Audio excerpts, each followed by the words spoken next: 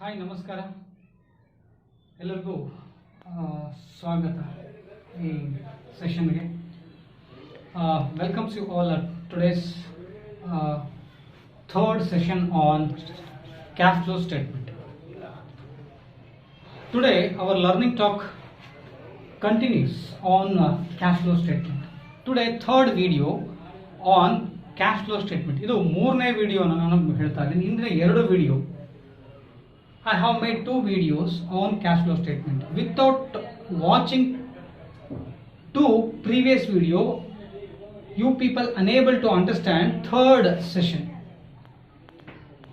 Better you watch previous two videos. Last session videos. Then only you can able to understand third session on cash flow statement. Without knowing the theory concept, we are unable to understand the numerical ORR formats on cash flow statement. Before the presentation, I am Akhi Maruti, Assistant Professor of Commerce, SKNG Government First Grade College, Gangavati. So today our learning talk is rest of the topic of cash flow statement. So without delay, look at which I wrote on whiteboard. My dear friends, look at this. Preparation of cash flow statement.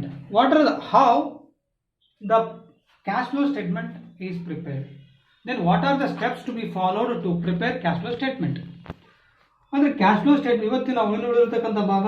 ಈ ಒಂದು concept ಅನ್ನು ಅರ್ಥ ಮಾಡ್ಕೋಬೇಕಾದ್ರೆ ಹಿಂದಿನ ಎರಡು video ಏನು ಹೇಳಿದ್ದೀನಿ, ಹಿಂದಿನ ಎರಡು ವಿಡಿಯೋಸ್ ಅನ್ನು ವಾಚ್ ಮಾಡಿದ್ರೆ ಮಾತ್ರ ಈ ಇರ್ತಕ್ಕಂಥ ಅಂದರೆ day by day basic concept ಅಂದರೆ ಥಿಯರಿ ಕಾನ್ಸೆಪ್ಟ್ ಅನ್ನು ನೀವು ತಿಳ್ಕೊಂಡ್ರೆ ಮಾತ್ರ ಇವತ್ತಿನ ಕ್ಲಾಸ್ ಏನು ಹೇಳ್ತೀವಿ, ಪ್ರಾಕ್ಟಿಕಲ್ ಕ್ಲಾಸ್ ಅಂತ ಹೇಳ್ತೀವಿ, ಅಥವಾ ನ್ಯೂಮೆರಿಕಲ್ ಕ್ಲಾಸ್ ಅಂತ ಏನು ಹೇಳ್ತೀವಿ, ಅಥವಾ ಫಾರ್ಮೆಟ್ ಅಂತ ಏನು ಹೇಳ್ತೀವಿ, ಅದನ್ನು ಪೂರ್ಣವಾಗಿ ಅರ್ಥ ಮಾಡ್ಕೋಬೇಕಾದ್ರೆ ಫಸ್ಟ್ ನೀವು ಹಿಂದಿನ ಎರಡು ವಿಡಿಯೋಸನ್ನು ವಾಚ್ ಮಾಡಬೇಕು.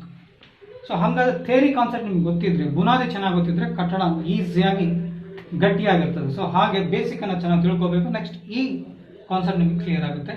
This concept is not only useful for under graduation, it is helps for post graduation like MCom, MBA. And it helps to many post graduation after post graduation exams like KSET, NET. KSET ಮತ್ತು NET examination ಗೆ PG ಆದಮೇಲೆ ನಿಮಗೆ ಅಂದರೆ KSET ಗೆ NET ಬರೀಬೇಕಾದ್ರೆ MCom ಮತ್ತು MBA ಆದ ನಂತರ ನೀವು KSET NET ಬರೀಬೇಕಾದ್ರೆ ಈ ಕಾನ್ಸೆಪ್ಟ್ ಮತ್ತೆ ಹೆಲ್ಪ್ ಆಗುತ್ತೆ. ಸೊ ಬರೀ ಅಂಡರ್ ಗ್ರಾಜುಯೇಷನ್ಗೆ ಅಷ್ಟೇ ಇಂಪಾರ್ಟೆನ್ಸ್ ಇಲ್ಲ ಈ ಚಾಪ್ಟರ್ಸ್, ಫ್ಯೂಚರ್ ಪಾಯಿಂಟ್ ಆಫ್ ಇಂದ ಕೂಡ ನೀವು ಲರ್ನ್ ಮಾಡಿ. So look at this. ಈ ಒಂದು ಕ್ಯಾಶ್ ಫ್ಲೋ ಸ್ಟೇಟ್ಮೆಂಟ್ ನ ಪ್ರಿಪೇರ್ ಮಾಡಬೇಕಾದ್ರೆ ಮೂರು ಸ್ಟೆಪ್ಸ್ ಅನ್ನು ನಾವು ಫಾಲೋ ಮಾಡಬೇಕು. We have to follow 3 steps.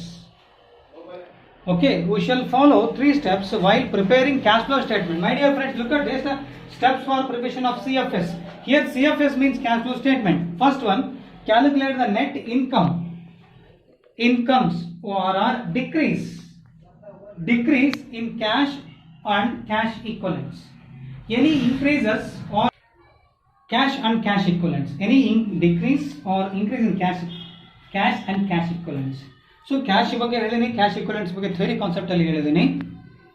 Given the comparative balance sheet, 2 ವರ್ಷದ ಕಂಪ್ಯಾರಿಟಿವ್ ಬ್ಯಾಲೆನ್ಸ್ ಶೀಟ್ ನ ಆಧಾರದ ಮೇಲೆ ಕ್ಯಾಶ್ ಅಲ್ಲಿ ಓಪನಿಂಗ್ ಕ್ಯಾಶ್ ಮತ್ತೆ ಕ್ಲೋಸಿಂಗ್ ಕ್ಯಾಶ್ ಅಲ್ಲಿ ಎಷ್ಟು ವ್ಯತ್ಯಾಸ ಆಗಿದೆ, ಮತ್ತೆ ಇನ್ಕಮ್ಸ್ ಅಂತ ಹೇಳಿ ನೆಟ್ ಇನ್ಕಮ್ಸ್ ಅಂತ ಹೇಳಿದ್ರು. ನೆಟ್ ಇನ್ಕಮ್ಸ್ ಹೆಂಗ್ ಅಸರ್ಟೈನ್ ಮಾಡೋದು, how do you compute or how do you ascertain net income under cash flow statement ಅಂದ್ರೆ with the help of opening and closing cash and bank balance or cash and cash equivalents. This is a new, it is a old term, but it recently added the term instead of cash and bank balance, cash and cash equivalents.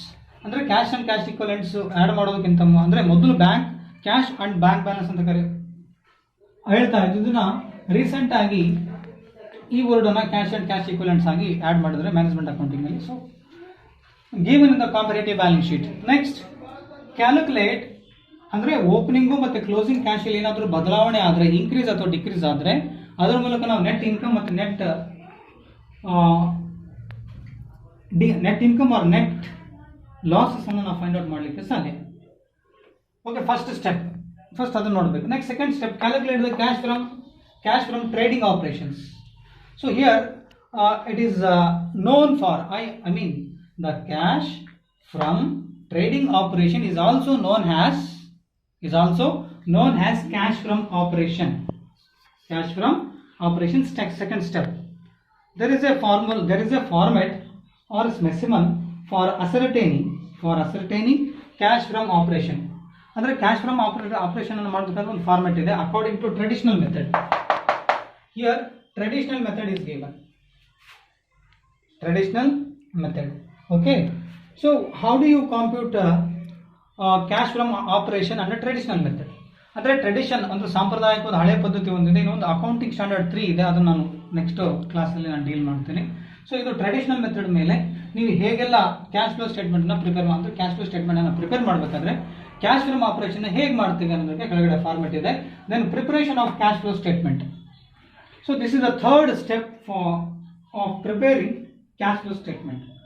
Okay, these are the steps to followed before calculating cash from operation. ಅಂದರೆ ಎರಡನೇ step ಓದೋದಕ್ಕಿಂತ ಮುಂಚೆ ನಾವು first ಈ ledger hidden items ಅನ್ನು find out ಮಾಡಬೇಕು. Hidden items ledgers ಅನ್ನು prepare ಮಾಡಬೇಕು.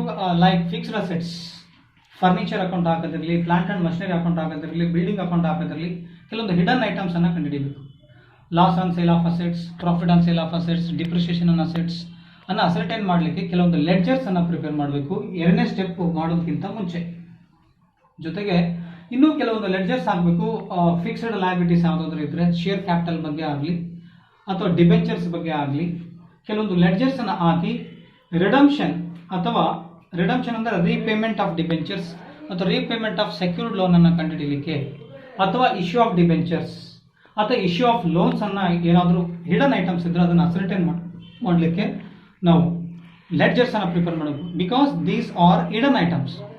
ಇವು ನಮಗೆ ನಾವೇ ಅರ್ಥ ಮಾಡಿಕೊಂಡು ಕೆಲವು ಲೆಡ್ಜರ್ಸ್ ಅನ್ನು ಹಾಕಲೇಬೇಕಾಗುತ್ತೆ. ಯಾವುದು ಎರಡನೇ ಸ್ಟೆಪ್ ಮಾಡೋದಕ್ಕಿಂತ ಮುಂಚೆ. ನೆಕ್ಸ್ಟ್ ಮೂರನೇ step cash flow statement. Cash flow statement ಅನ್ನು ಹಾಕಬೇಕು. ಈ ಕ್ಯಾಶ್ ಫ್ಲೋ ಸ್ಟೇಟ್ಮೆಂಟ್ ಬಗ್ಗೆ ನಾನು ನೆಕ್ಸ್ಟ್ ಕ್ಲಾಸ್ ಅಂದರೆ ನೆಕ್ಸ್ಟ್ ಎಲ್ಲ ಫಾರ್ಮೆಟ್ ಎಕ್ಸ್ಪ್ಲೈನ್ ಮಾಡಿದ್ಮೇಲೆ ಕ್ಯಾಶ್ ಫ್ಲೋ ಸ್ಟೇಟ್ಮೆಂಟ್ ಬಗ್ಗೆ ಹೇಳ್ತೀನಿ. Calculate the cash from trading activities ಅನ್ನು ಹಾಕೋದಕ್ಕಿಂತ ಮುಂಚೆ ಕೆಲವೊಂದು ಲೆಡ್ಜರ್ಸ್ ಅನ್ನು ಹಾಕಬೇಕು. ಲೆಡ್ಜರ್ಸ್ ಅನ್ನು ಹಾಕಿ ಏನಕ್ಕೆ ಲೆಡ್ಜರ್ಸ್ ಅನ್ನು ಹಾಕಬೇಕು ಅಂತ ಹೇಳಿದ್ರೆ, ಬಿಕಾಸ್ ಕೆಲವೊಂದು ಹಿಡನ್ ಐಟಮ್ಸ್ ಅನ್ನು ಅಸರ್ಟೈನ್ ಮಾಡಲಿಕ್ಕೆ ಲೆಡ್ಜರ್ಸ್ ಅನ್ನು ಕಂಪಲ್ಸರಿ ಆಗಬೇಕು. ಅದು ಮಷಿನರಿ ಅಕೌಂಟ್ ಆದ್ರೂ ಆಗಿರ್ಬೋದು, ಪ್ಲಾಂಟ್ ಅಕೌಂಟ್ ಆದ್ರೂ ಆಗಿರ್ಬೋದು, ಫರ್ನಿಚರ್ ಅಕೌಂಟ್ ಆದ್ರೂ ಆಗಿರ್ಬೋದು, ಬಿಲ್ಡಿಂಗ್ ಅಕೌಂಟ್ ಆದ್ರೂ ಆಗಿರ್ಬೋದು, ಇನ್ವೆಸ್ಟ್ಮೆಂಟ್ ಅಕೌಂಟ್ ಆದ್ರೂ ಆಗಿರ್ಬೋದು, ಅಥವಾ ಲಯಬಿಲಿಟೀಸ್ ಶೇರ್ ಕ್ಯಾಪಿಟಲ್ ಅಕೌಂಟ್ ಆಗಿರ್ಬೋದು, ಡಿಬೆಂಚರ್ಸ್ ಅಕೌಂಟ್ ಆದ್ರೂ ಆಗಿರ್ಬೋದು, ಎಕ್ಸೆಟ್ರಾ. ಇವಿಷ್ಟು ಲೆಡ್ಜರ್ಸ್ ಅನ್ನು ಹಾಕಿ ಕೆಲವೊಂದು ಹಿಡನ್ ಐಟಮ್ಸ್ ಅನ್ನು ಅಸರ್ಟೈನ್ ಮಾಡಿದ್ಮೇಲೆ ಫಂಡ್ ಫ್ರಮ್ ಆಪರೇಷನ್ ಅನ್ನು ಮಾಡ್ಕೊಳ್ಳೇಬೇಕು. This is the step. So look at this. Here calculation of cash from operation ORR cash lost. Here cash from ORR cash lost operation. Cash from ORR cash lost operation ನ first ಮಾಡಬೇಕಂದ್ರೆ first step ನಾವು increase ಮತ್ತು decrease income ಅಂದರೆ calculate the net incomes ಅನ್ನು ಮಾಡಬೇಕಾದ್ರೆ decrease in cash or cash equivalent ಅನ್ನು balance sheet ಅಲ್ಲಿ ಕೊಟ್ಟಿರೋದನ್ನ compare ಮಾಡಿ ನೋಡಬೇಕಾಗುತ್ತೆ. ಅದು ನೋಡೋಣ. ಸೊ ಅದು ಫಸ್ಟ್ ಸ್ಟೆಪ್. ಇದು ಎರಡನೇ ಸ್ಟೆಪ್. ಥರ್ಡ್ ಸ್ಟೆಪ್ ಈ ಥರ ಇದೆ. ಈಗ ಸೆಕೆಂಡ್ ಸ್ಟೆಪ್ ಈ ಥರ ನಾವು ವರ್ಕೌಟ್ ಮಾಡಬೇಕು. Here calculation of cash from ORR cash lost LOST cash lost operation. ಇದನ್ನ ಕಂಡುಹಿಡಿಯಬೇಕಾದ್ರೆ ಇದು ಚಿಕ್ಕದೊಂದು ಫಾರ್ಮೆಟ್ ಇದೆ. First one fund from operation. So how do you compute fund from operation? This is the fund from operation. The term fund from operation you people learned under fund flow statement chapter. Fund flow statement chapter ನೀವು learn ಮಾಡಿದಿರಿ. ಮತ್ತೆ ಇನ್ನೂ ಕಲಿಯೋರಿದ್ರೆ ಅಲ್ಲಿ fund from operation ನೀವು ascertain ಮಾಡ್ಬೋದು. ನೀವು already ಕಲ್ತಿದ್ದೀರಾ. So ನಿಮ್ಮ ಇದರಲ್ಲಿ ಆಫ್ಲೈನ್ ಕ್ಲಾಸಸ್ಸಲ್ಲಿ. ಸೊ ಈಗ ಈ fund from operation, how do you compute fund from operation? Look at this your format. So here note fund from operation ascertain with the help of vertical ORR horizontal form adjusted P&L account. ORR vertical format ಅಲ್ಲಿ ನಾವು ಹಾಕಬಹುದು. ಏನು ಇದು adjusted P&L account ಅಂದ್ರೆ ಮೇಲೆ DR CR fund from operation. This is fund from operation. ಈ fund from operation. So how do you compute fund from operation? It is the as per the statement ORR as per the adjusted P&L account. This is adjusted P&L account. ಈ adjusted P&L account ಇಂದ ಈ item ಅನ್ನು ತರಬೇಕು. ಇದು fund from operation ಗೆ note. So here note fund from operation is fund from operation adjusted P&L account. With the help of adjusted P&L account, we have to, we shall ascertain or we should ascertain fund from operation. ಅಥವಾ vertical format ಅಲ್ಲಿ ಇರ್ಬೋದು, horizontal form ನಲ್ಲಿ ಇರ್ಬೋದು. ಇಲ್ಲಿ fund from operation ಅಂತ ಒಂದು note ಇದೆ.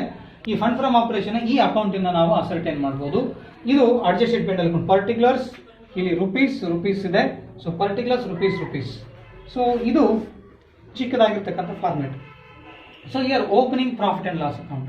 Opening profit and loss account it is always under, it is always stood under reserve and surplus. ಇದು ಯಾವಾಗಲೂ ಓಪನಿಂಗ್ ಮತ್ತೆ closing P&L account. Opening and closing. Here opening there, left side is closing there, closing item. These items always stood at or stood under reserve and surplus. Note number 2.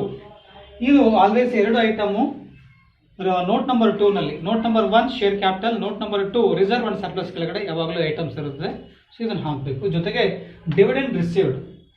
These are non-operating incomes. These are non-operating expenses. With the help of non-operating incomes and non-operating expenses, we can, we will able to ascertain fund from or fund last operation. Fund from operation ಮತ್ತು fund last operation ಅನ್ನು find out ಮಾಡಬಹುದು. So here, opening profit and loss account. These are non-operating incomes. So dividend received, interest received, transfer fees. This transfer fees occurred usually when shares issued or transferred from one person to another or one company to another. Next, profit on sale of assets. Any profit on sale of furniture, investment, profit on sale of building, like profit on sale of fixtures, etc. ಈ assets ಅನ್ನ ಮಾರಾಟ profit ರೂಪದಲ್ಲಿ ಅಂದ್ರೆ ಲಾಭದ ರೂಪದಲ್ಲಿ ಮಾರಾಟ ಆಗಿರ್ತಕ್ಕಂಥ assets ಯಾವುದಿದ್ರೆ ಅದೆಲ್ಲ non operating income. What you mean by non operating income ಅಂದ್ರೆ ಏನು? Non operating incomes are the incomes which are non regular course of the business or non regular or these are non recurring nature to the business or business enterprises or the company. ಯಾವ ದಿನನಿತ್ಯ incomes generate ಆಗಲ್ಲ, income ಬಹಳ ದೀರ್ಘಾವಧಿಯ ಕಾಲದಲ್ಲಿ ಸಂಭವಿಸತಕ್ಕಂಥ ಆದಾಯಗಳೆಲ್ಲ ನಾನ್ operating incomes ಅಂತ ಹೇಳ್ತೀವಿ. ಮತ್ತು ನಾನ್ operating expense ಕೂಡ ಹಾಗೆ ಇರ್ತದೆ. ಬಟ್ ಇಷ್ಟು ಮಾತ್ರ ನೀವು ನೆನ್ಪಿಟ್ಕೊಂಡ್ರೆ ಅಂದರೆ ಭಾಳ ಲಾಂಗ್ ಪೀರಿಯಡ್ ತೆಗೆದುಕೊಳ್ತಕ್ಕಂಥ ಖರ್ಚುಗಳೇನಾಗ್ತದೆ ಅವೆಲ್ಲ ಇದರಲ್ಲಿ ನಾನ್ ಆಪರೇಟಿಂಗ್ ಎಕ್ಸ್ಪೆನ್ಸಲ್ಲಿ ಬರ್ತದೆ. So those expenses not relate these are the expenses non-recurring nature. These are not regular to the business. These are non-cash items. These are non-cash transaction. Both are non-cash transactions. Under non-cash transaction, non-cash incomes, non-cash expenses. Non-cash incomes, non-cash expenses ಎಲ್ಲ ಇದರಲ್ಲೇ ಬರ್ತದೆ. So these are the incomes. So refund of income tax, from refund of income tax to dividend received, bottom to top. Okay, here depreciation on assets, loss on sale of assets, preliminary expenses written off, discount on shares and debentures, goodwill, ORR, patents, ORR, trademarks written off, interim dividend, ORR, final dividend paid during the year. So this item and final ORR proposed dividend, these are given in adjustment. ಇವಿಷ್ಟು expenses sometimes hidden ಆಗಿರ್ತವೆ, ಕೆಲವೊಂದು expenses ನಾವೇ ಅರ್ಥ ಮಾಡಬಹುದು. ಇವೆಲ್ಲ on the base of 2 years balance sheet, 2 ವರ್ಷದ balance sheet ಅಲ್ಲಿ ಕೊಟ್ಟಿರ್ತಕ್ಕಂಥ ಗುಡ್ವಿಲ್ ನೋಡ್ಕೋಬೇಕು. Which ever is opening balance ಜಾಸ್ತಿ ಇದ್ದು ಕ್ಲೋಸಿಂಗ್ ಬ್ಯಾಲೆನ್ಸ್ ಕಡಿಮೆ ಇದ್ದಾಗ ರಿಟರ್ನ್ ಆಫ್ ಆಗಿದೆ ಅಂತ ಅರ್ಥ. ಯಾವುದು? Goodwill, patents, return of patents, trademark return of. ಮತ್ತು ಇಂಟೀರಿಯಂ ಡಿವಿಡೆಂಡ್, ಫೈನಲ್ ಡಿವಿಡೆಂಡ್ ಇವು ಅಡ್ಜಸ್ಟ್ಮೆಂಟ್ ಅಲ್ಲಿ ಕೊಟ್ಟಿರ್ತಾರೆ. It is always shown in the adjustment. So these items must be shown in two times. ಈ adjustments ಅನ್ನ 2 ಸಾರಿ ನಾವು ಡಿಸ್ಕ್ಲೋಸ್ ಮಾಡಬೇಕಾಗುತ್ತೆ. Next ಮತ್ತೆ ಇದು ಕೂಡ ಹಾಗೆ ಪ್ರಿಲಿಮಿನರಿ ಎಕ್ಸ್ಪೆನ್ಸಸ್ ರಿಟರ್ನ್ ಆಫ್ ಏನಿದೆ ಇದು ಬ್ಯಾಲೆನ್ಸ್ ಶೀಟ್ ಅಲ್ಲಿ ಅಸೆಟ್ ಸೈಡ್ ಅಲ್ಲಿ ಇರುತ್ತೆ, ಓಪನಿಂಗ್ ಮತ್ತೆ closing. But in case vertical format ಇರೋದ್ರಿಂದ ಅದನ್ನು ರಿಸರ್ವ್ ಅಂಡ್ ಸರ್ಪ್ಲಸ್ ಕೆಳಗಡೆ ಯೂಶುವಲ್ ಆಗಿ ಕೊಟ್ಟಿರ್ತಾರೆ. Reserve and surplus. Okay, preliminary expenses written off ಇದು ಐಟಮ್ನು note number 2 reserve and surplus ಕೆಳಗಡೆ ಕೊಟ್ಟಿರ್ತಾರೆ. ಸೊ ಓಪನಿಂಗ್ ಬ್ಯಾಲೆನ್ಸ್ ಮತ್ತು ಕ್ಲೋಸಿಂಗ್ ಬ್ಯಾಲೆನ್ಸ್.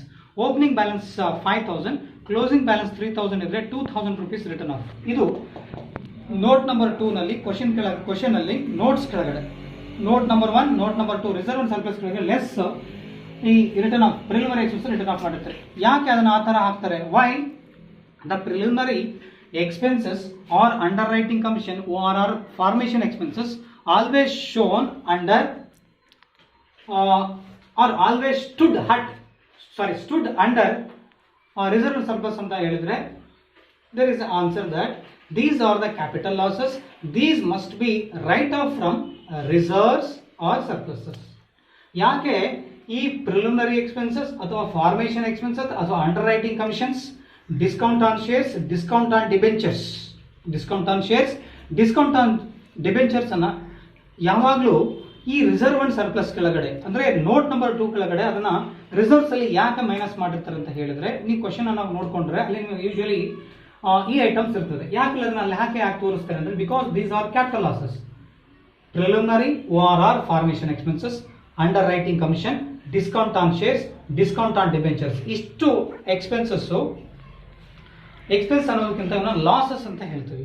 ಈ ಲಾಸಸ್ ಅನ್ನು ನಾವು ರಿಸರ್ವ್ ಅಂಡ್ ಸರ್ಪ್ಲಸ್ ಕೆಳಗಡೆ ಯಾವಾಗಲೂ ಕ್ವಶನ್ ಅಲ್ಲಿ ನೀವು ನೋಡಿರ್ಬೇಕಾದ್ರೆ reserve and surplus note number 2 ಕೆಳಗಡೆ ಮೈನಸ್ ಮಾಡಿರ್ತಾರೆ. ಏತಕ್ಕೆ ಅಂತ ಹೇಳಿದ್ರೆ because these are capital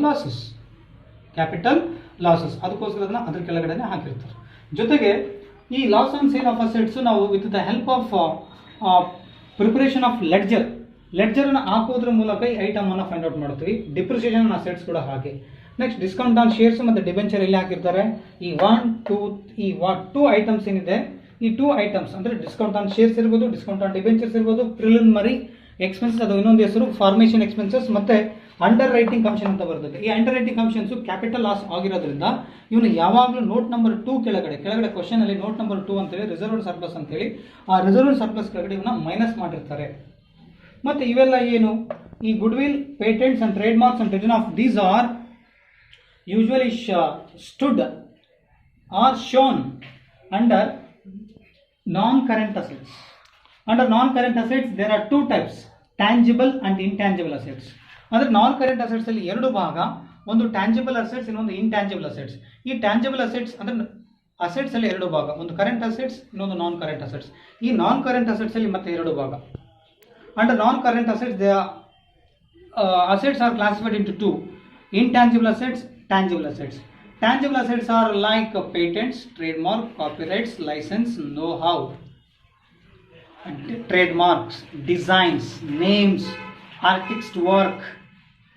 Okay, ಇವೆಲ್ಲ ಐಟಮ್ಸ್ ಏನಿದಾವಲ್ಲ ಇವು intangible assets. ಈ intangible assets usually opening balance 10,000, closing balance 5,000. Opening 10,000, closing 5,000 ಇದ್ರೆ ನಾನ್ ಕರೆಂಟ್ ಅಸೆಟ್ಸ್ ಅಲ್ಲಿ 2 ಭಾಗ, ಒಂದು ಟ್ಯಾಂಜಿಬಲ್ ಅಸೆಟ್ಸ್ ಕಣ್ಣಿಗೆ ಕಾಣ್ತಕ್ಕಂಥ ಅಸೆಟ್ಗಳು, ಇನ್ನೊಂದು ನಾನ್ ಟ್ಯಾಂಜಿಬಲ್ ಅಸೆಟ್ಸ್. ಈ ನಾನ್ ಟ್ಯಾಂಜಿಬಲ್ ಅಸೆಟ್ಸ್ ಅಂದ್ರೆ ಈಗ ತಾನು ಹೇಳಿದ್ನಲ್ಲ, ಆರ್ಟಿಸ್ಟ್ ವರ್ಕ್ ಇರ್ಬೋದು, ಟ್ರೇಡ್ ನೇಮ್ಸ್ ಇರ್ಬೋದು, ಡಿಸೈನ್ಸ್ ಇರ್ಬೋದು, ಕಾಪಿರೈಟ್ಸ್ ಇರ್ಬೋದು, ಲೈಸೆನ್ಸ್ ಇರ್ಬೋದು, ನೋ ಹಾವ್ ಇರ್ಬೋದು, ಕಾಪಿರೈಟ್ಸ್ ಮತ್ತೆ ಪೇಟೆಂಟ್ಸ್, ಗುಡ್ ವಿಲ್ ಇವೆಲ್ಲ ಇದ್ರೆ ಇವು ಓಪನಿಂಗ್ ವ್ಯಾಲ್ಯೂ 10,000 ಇದ್ದು ಕ್ಲೋಸಿಂಗ್ ವ್ಯಾಲ್ಯೂ 5,000 ಇದ್ರೆ 5,000 ರೂಪಾಯಿ ಕಡಿಮೆ ಆಯಿತು, ಅಥವಾ 10,000 ಓಪನಿಂಗ್ ಬ್ಯಾಲೆನ್ಸ್ ಇದ್ದು ಕ್ಲೋಸಿಂಗ್ ಬ್ಯಾಲೆನ್ಸ್ 7,000 ಇದ್ರೆ 3,000 ರೂಪಾಯಿ ಡಿಫ್ರೆನ್ಸ್ ಆಯ್ತಲ್ಲ, ಅದಕ್ಕೆ ನಾವು ಗುಡ್ ವಿಲ್ ರಿಟರ್ನ್ ಆಫ್. ಇವು ಕೂಡ ಹಾಗೆ, ಯಾವುದು preliminary expense return of, discount on shares or debentures opening ಜಾಸ್ತಿ ಇದ್ದು ಕ್ಲೋಸಿಂಗ್ ಕಡಿಮೆ ಇದ್ರೆ ಅವು ರಿಟರ್ನ್ ಆಫ್ ಅಂತಾನೆ ಅರ್ಥ. Next provision for taxation. ಮತ್ತೆ ಈ interim dividend and final dividend always given in adjustment. Next provision for taxation it may given in adjustment or it might on liabilities under current liabilities. ಇದನ್ನ sometimes provision for taxation ಅನ್ನ adjustment ಅಲ್ಲಿ ಆದ್ರೂ ಕೊಡ್ಬೋದು, ಅಥವಾ current liabilities ಕೆಳಗಡೆ ಆದ್ರೂ ಕೊಡ್ಬೋದು.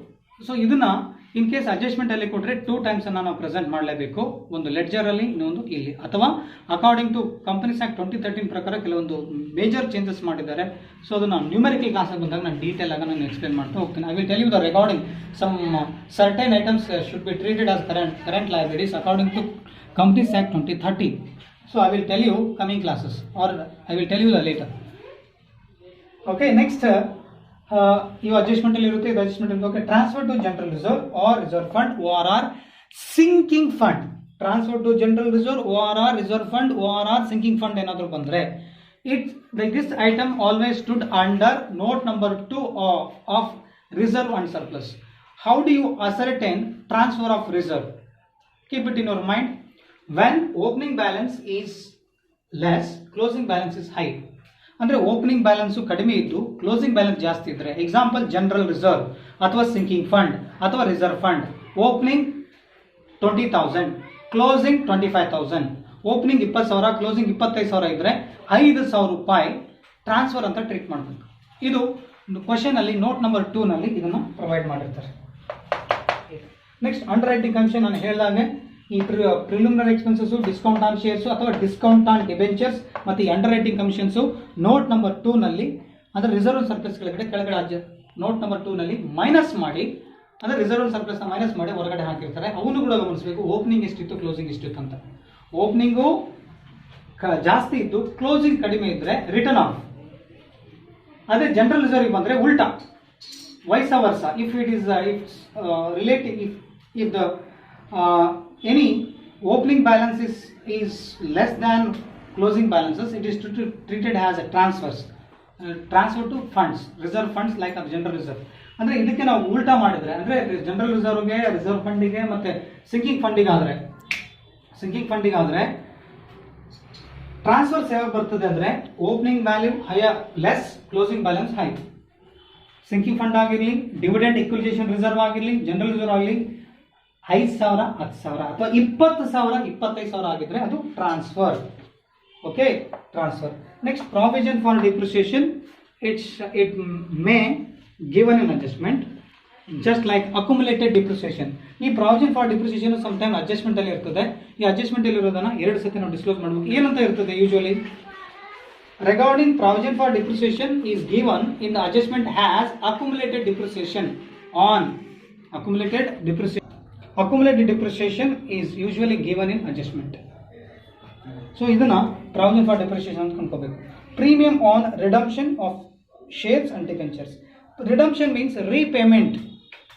Redemption, when the redemption of shares and debentures came into existence in the business enterprises. When it is occurs, ಯಾವಾಗ redemption of debentures ಬರ್ತದೆ? when opening value is less than closing value, I mean lower than closing balance, lower than opening balance is high, closing balance is less. Example, ಈ redemption ಅನ್ನೋ shares ಯಾವಾಗ ಬರ್ತದೆ? Example 1 lakh equity shares, opening balance, closing 90,000. So here 10,000 is redemption. Like debentures, 50,000 opening balance of debenture, closing 30,000. Here 20,000 is redemption, I mean repayment. If any repayment of debentures or repayment of shares in the company, when issuing when repayment towards debentures, if the company or the business enterprises issued the shares or debentures at premium, it is treated as loss. ಯಾವಾಗ ಈ ಮರುಪಾವತಿ ಮಾಡಬೇಕಾದ್ರೆ ಷೇರುಗಳನ್ನು ಮತ್ತು debentures ಅನ್ನು ಮರುಪಾವತಿ ಮಾಡುವ ಸಮಯದಲ್ಲಿ ಡಿಸ್ಕೌಂಟ್ ರೂಪದಲ್ಲಿ ವಿತರಿಸಿದಾಗ, when company issues the debentures and shares, when repayment of shares and debenture, it is treated as capital loss. The capital loss is to be debited, adjusted P&L account. It is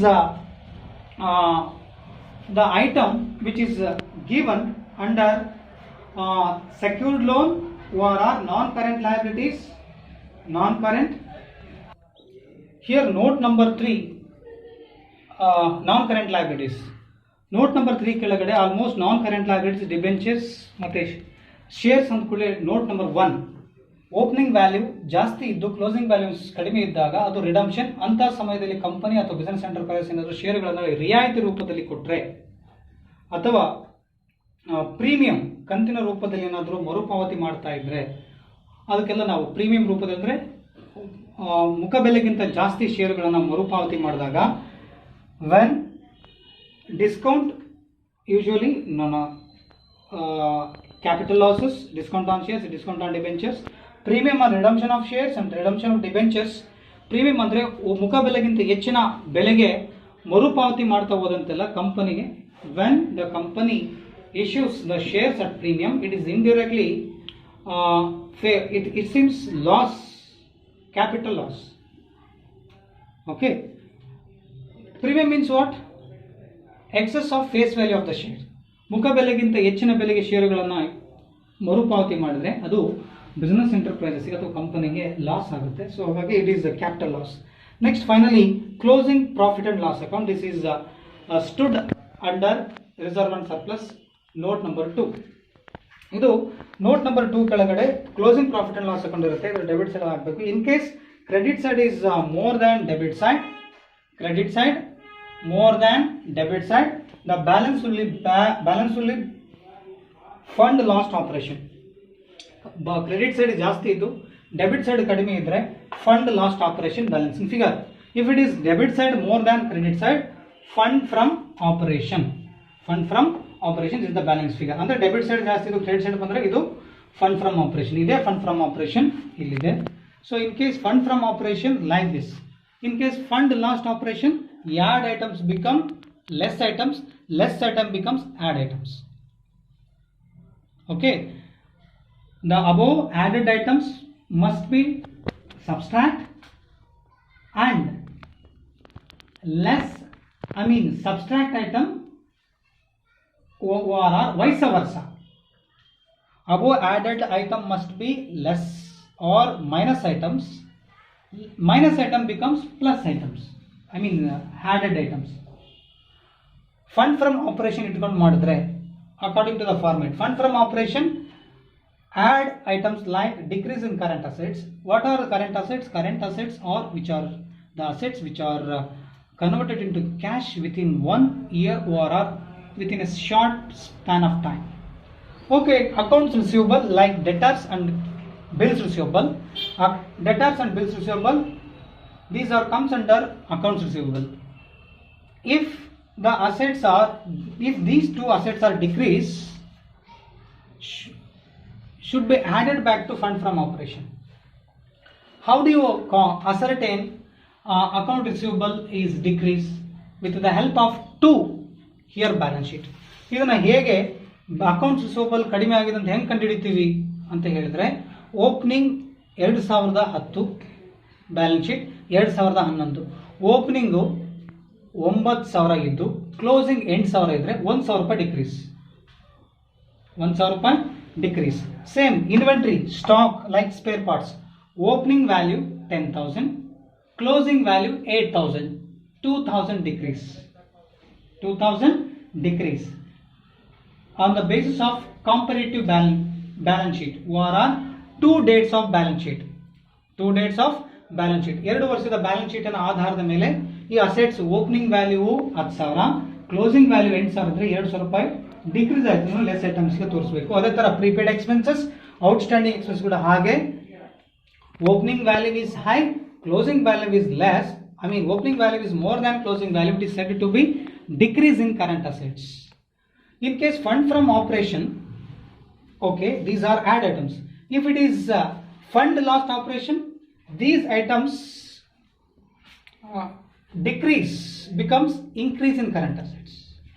Here increase in current liabilities become decrease in current liabilities when the opening or first item or the cash from or cash lost operation or the calculation of cash from trading activities starts from cash lost operation.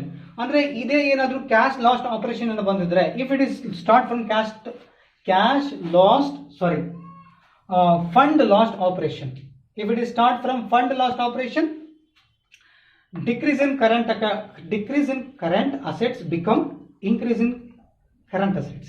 Here increase in current liabilities become decrease in current liabilities. I mean this item, less item becomes first item, first item becomes second item, added items becomes less items become added items. ಅಂದ್ರೆ ಈ fund from operation ಬರೋ ಬದಲಾಗಿ fund lost operation, this balance, if it is start from fund last operation, then these items, add items become less items become add. ಆದರೆ add ಮಾಡೋ less ಮಾಡೋ add, fund lost operation start ಆದರೆ. ಈಗ start ಆಗಿರೋದು ಯಾವ ರೀತಿ, ಇದ್ರ basis ಮೇಲೆ in case debit side more than credit side ಬಂದು ಫಂಡ್ ಫ್ರಮ್ ಆಪರೇಷನ್ ಬಂದರೆ ಈ ಬ್ಯಾಲೆನ್ಸ್ ಅನ್ನು ಇಟ್ಕೊಂಡು ಮಾಡಿದ್ರೆ ಆ ಥರ format. Okay, these are the current assets, these are current liabilities. Look at this, accounts payable, creditors, bills payable. Creditor bills payable, how do you ascertain increase in current liabilities? How do you ascertain increase in current liabilities? Example, creditors 15,000 opening balance, closing 20,000. ಅಂದರೆ creditors, bills payable, provision for taxation, proposed dividend, outstanding expenses, advance incomes ಇವೇನಾದರೂ if these items appeared under current liabilities in the balance sheet, these item must be ascertained with the help of two dates of balance sheet. ಅಂದರೆ ಇವಿಷ್ಟು balance sheet ಅಲ್ಲಿ liabilities ಸೈಡಲ್ಲಿ current liabilities ಕೆಳಗಡೆ ಇದ್ರೆ opening value ಕಡಿಮೆ ಇದ್ದು closing value ಜಾಸ್ತಿ ಇದ್ರೆ ಕ್ರೆಡಿಟರ್ಸ್ ಮತ್ತೆ bills payable, provision for taxation, proposed dividend ಮತ್ತೆ outstanding expense, advance incomes, opening value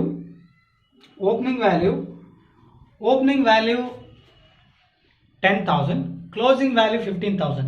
These items, ನಾನು ಹೇಳಿದ items creditors, bills payable, provision for taxation, proposed dividend, advance incomes, outstanding expenses ಏನಾದರೂ balance sheet ಅಲ್ಲಿ current liabilities ಕೆಳಗಡೆ appear ಆಗಿದ್ರೆ ಅವೆಲ್ಲ items ಅನ್ನು ನಾವೇನು ಮಾಡಬೇಕು, ಓಪನಿಂಗ್ ವ್ಯಾಲ್ಯೂ 10,000 ಇತ್ತು ಅಂತ ಅನ್ಕೊಳ್ರಿ, ಕ್ಲೋಸಿಂಗ್ ವ್ಯಾಲ್ಯೂ 15,000 ಅಥವಾ 12,000 ಇದ್ರೆ 12,000 ಇದ್ರೆ 2,000 ರೂಪಾಯಿ ಜಾಸ್ತಿ ಆಯಿತು, ಅದನ್ನ ನಾವು ಕರೆಂಟ್ ಲೈಬಿಲಿಟೀಸ್ ಕೆಳಗಡೆ ಅಂದರೆ ಇನ್ಕ್ರೀಸ್ ಇನ್ ಕರೆಂಟ್ ಲೈಬಿಲಿಟೀಸ್ ಕೆಳಗಡೆ ಹಾಕ್ಬೇಕು. ಅದೇ ಉಲ್ಟಾ ಇದ್ರೆ assets, current assets, example opening value 10,000, closing value 8,000 ಅಂದರೆ 2,000 ರೂಪೀಸ್ ಡಿಕ್ರೀಸ್ ಆಯಿತು, ಅದು ಫಂಡ್ ಫ್ರಮ್ ಆಪರೇಷನ್ಗೆಲ್ಲ ಹ್ಯಾಡ್ ಮಾಡಬೇಕು.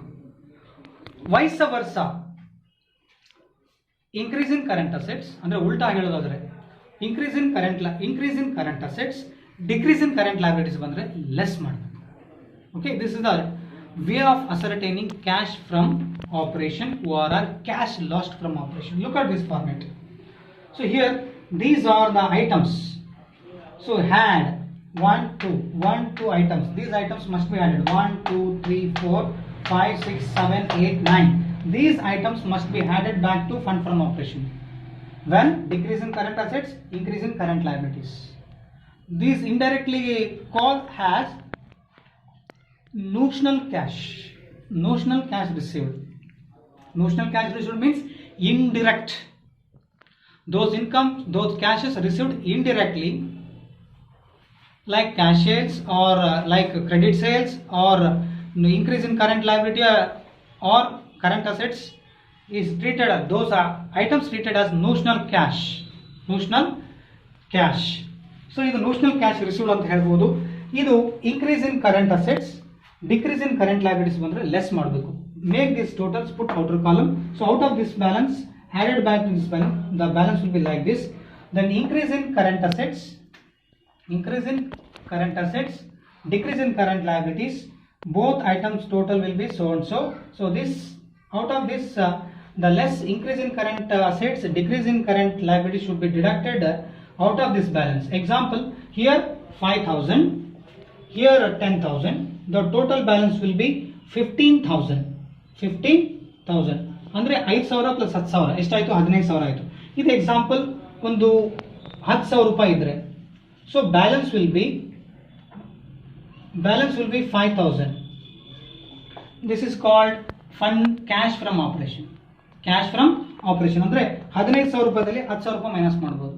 ಅದೇ ಉಲ್ಟಾ ಇದ್ರೆ example out of 10,000, here 10,000, but these two items assumed that 15,000. So out of 10,000 we are unable to subtract 15,000 out of 10,000. So here minus 5,000. So minus 5,000 balance is to be treated as cash lost operation. ಅಂದ್ರೆ ಮೇಲೆ 10,000 ಇತ್ತು, ಕೆಳಗಡೆ 15,000 ಇದ್ರೆ 10,000ದಲ್ಲಿ 15,000 subtract ಮಾಡ್ಲಿಕ್ಕೆ ಬರಲ್ಲ, minus 5,000 ಉಳಿತದ್ದು cash last operation. ಇದನ್ನ ನಾವು ಮತ್ತೆ ಕ್ಯಾಶ್ ಫ್ಲೋ ಸ್ಟೇಟ್ಮೆಂಟ್ ಗೆ ತಗೊಂಡು ಹೋಗಬೇಕು. ಇದು traditional method. This is traditional method. We will have one more method, accounting standard 3. Accounting standard 3, there are 3 operating activities, I mean cash flow activities like operating activities, investing activities, financing activities. We will discuss later. Okay, up to this the balance will be, the balance out of this here 5,000 plus 10,000 15,000. Here we assumed that 10,000. Andre illi ನಾವು assumed out of 15,000 we are able to assert minus 10,000 out of 15,000. The balance will be plus 5,000. 15,000ದಾಗ 10,000 ರೂಪಾಯಿ ಕಳಿಬಹುದು, 5,000 plus balance ಬರುತ್ತೆ. ಅದು cash from operation. ಅದೇ ಉಲ್ಟಾ ಇದ್ರೆ ಮೇಲೆ 10,000 ಕೆಳಗಡೆ 15,000 ಇದ್ರೆ 5,000 ರೂಪಾಯಿ ಮೈನಸ್ ಫಿಗರ್ ಆಗುತ್ತೆ, ಅದು ಕ್ಯಾಶ್ ಲಾಸ್ಟ್ ಆಪರೇಷನ್. ಸೊ ಇದಿಷ್ಟು information. The balance either fund from cash from operation or cash lost operation. Look at this. The balance will be with the help of these format. Look at this. The balance will be cash from or cash lost trading operation. This is so and so balance. ಅಂದ್ರೆ ಮೇಲೆ 10,000 ಇದ್ದು ಕೆಳಗಡೆ 15,000 ಇದ್ರೆ ಅದು cash last operation. ಮೇಲೆ 15,000 ಇದ್ದು ಕೆಳಗಡೆ 10,000 ರೂಪಾಯಿ ಈಸಿಯಾಗಿ ಮೈನಸ್ ಮಾಡೋಂಗಿತ್ತು ಅಂದ್ರೆ cash from operation. This is up to the second step. Look at this. This is the second step. Calculate the cash from trading activities. We will have one more subtopic, I mean one more step to remind, to discuss on cash flow statement. How do we prepare cash flow statement according to the traditional method? Traditional method ಪ್ರಕಾರ cash flow statement ಹೇಗಿರುತ್ತೆ ಅನ್ನೋದನ್ನ next ಕ್ಲಾಸಲ್ಲಿ discuss ಮಾಡೋಣ. One more method ಇನ್ನೊಂದಿದೆ ನಮಗೆ, accounting standard 3 ಅಂತೇಳಿ. So accounting standard 3 ಪ್ರಕಾರ ಅಲ್ಲಿನೂ ಈ ಸೆಬಿ ಹೇಳಿದ security exchange board of India ಏನಿದೆ ಅದ್ರ ಪ್ರಕಾರ ಒಂದು ಕೆಲವೊಂದು ಲಿಮಿಟ್ಸ್ ಇದೆ, ಕೆಲವೊಂದು ಕಂಡೀಷನ್ಸ್ ಇದೆ. ಯಾವ ಸಂಸ್ಥೆಗಳು ಆ ಕಂಡೀಷನ್ಸ್ ಅನ್ನ ಫುಲ್ಫಿಲ್ ಮಾಡ್ತಾವೋ ಸೆಬಿ ಹೇಳಿದ ಪ್ರಕಾರ, ಆ ಕಂಡೀಷನ್ ಫುಲ್ಫಿಲ್ ಮಾಡಿದ್ರು ಆ ಸಂಸ್ಥೆಗಳು ಕಂಪಲ್ಸರಿಯಾಗಿ ಅಕೌಂಟಿಂಗ್ ಸ್ಟ್ಯಾಂಡರ್ಡ್ 3 ಪ್ರಕಾರ ಕ್ಯಾಶ್ ಫ್ಲೋ ಸ್ಟೇಟ್ಮೆಂಟ್ ಅನ್ನು ಪ್ರಿಪೇರ್ ಮಾಡಬೇಕು. ಅದನ್ನು ನೆಕ್ಸ್ಟ್ ಕ್ಲಾಸಲ್ಲಿ ಡಿಸ್ಕಸ್ ಮಾಡೋಣ. This is all. The third step is remind to discuss. So we will discuss regarding preparation of cash flow statement according to the traditional method. So ಈ preparation of cash flow statement traditional method ಪ್ರಕಾರ ಇನ್ನು ಉಳಿತು, ಇದನ್ನ next ಕ್ಲಾಸಲ್ಲಿ discuss ಮಾಡೋಣ. I hope all of you understood this presentation.